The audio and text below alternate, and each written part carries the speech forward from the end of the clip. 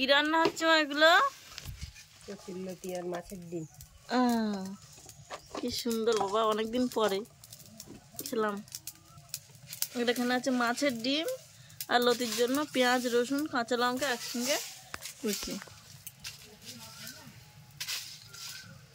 চলুন লতি রান্নাটা যে মা কিভাবে করে সেটা আজকে দেখা যাক। কড়াইতে তেল গরম হতে দিয়েছে, তারপরে পেঁয়াজ আর রসুন কাঁচা লঙ্কা যেগুলো ছিল সেগুলো দিয়ে দিল।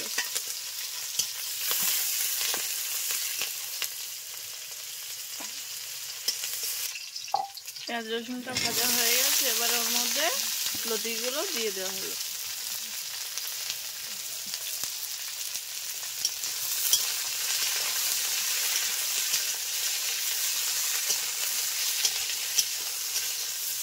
এই রান্নাটা আপনারা চিংড়ি মাছ দিয়েও করতে পারেন, তাতে আরও সুস্বাদু হয়, কিন্তু আমি এখানে আজকে মাছের ডিম ব্যবহার করছি।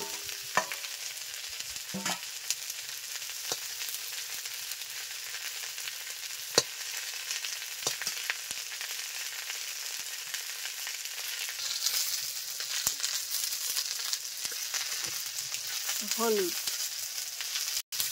তারপরে লবণ।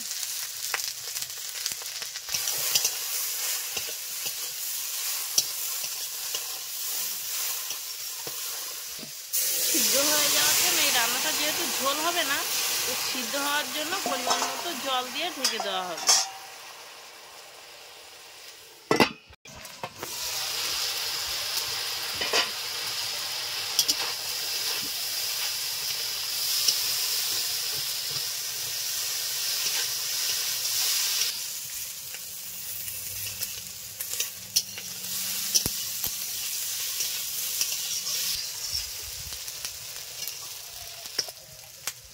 এটা কি গুঁড়ো মা?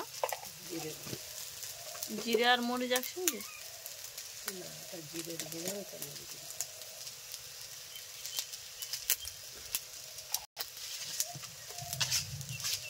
রান্নাটা প্রায় কমপ্লিট হয়ে এসছে। দেখুন এরকম ভাজা ভাজা টাইপের হবে। আপনারা চাইলে একটু রসা রসাও করতে পারেন।